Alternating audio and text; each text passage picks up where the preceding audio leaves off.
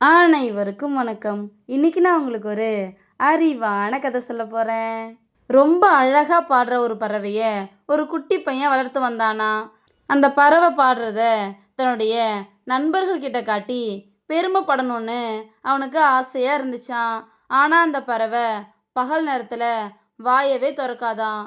இரவு நேரத்துல மட்டும்தான் பாடுமா. அதனால அந்த பையனுக்கு ரொம்ப கவலையா இருந்துச்சாம். இதெல்லாம் பார்த்துட்டு இருந்த ஒரு ஆந்தை அந்த குருவிக்கிட்ட, பாவம் அந்த சின்ன பையன், அவனுக்காகவாது ஒரு நாள் பாட வேண்டியதானே அப்படின்னு கேட்டுச்சான்.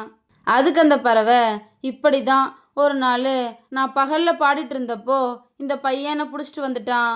ராத்திரியில் யாருமே இல்லாதப்போ நான் பாடியிருந்தேனா நான் மாட்டியிருக்க மாட்டேன்ல, அதனால தான் நான் பகலில் பாடுறதே விட்டுட்டேன் அப்படின்னு சொல்லிச்சான்.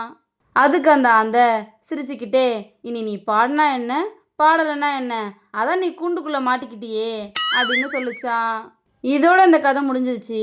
எந்த ஒரு காரியத்தையுமே செய்யறதுக்கு முன்னாடி யோசிக்கணும். யோசிக்காம சில விஷயங்களை பண்ணிட்டு அப்புறமா இனிமே இதை பண்ணவே மாட்டேன்னு வருத்தப்பட்டு எந்த பிரயோஜனமும் இல்லை. அதுதான் இந்த கதை நமக்கு சொல்லுது. இந்த கதை உங்கள் எல்லாருக்கும் பிடிச்சிருக்கும் நம்புறேன். இன்னொரு அழகான கதையில் நாளை மாலை 5 மணிக்கு சந்திப்போம். நன்றி.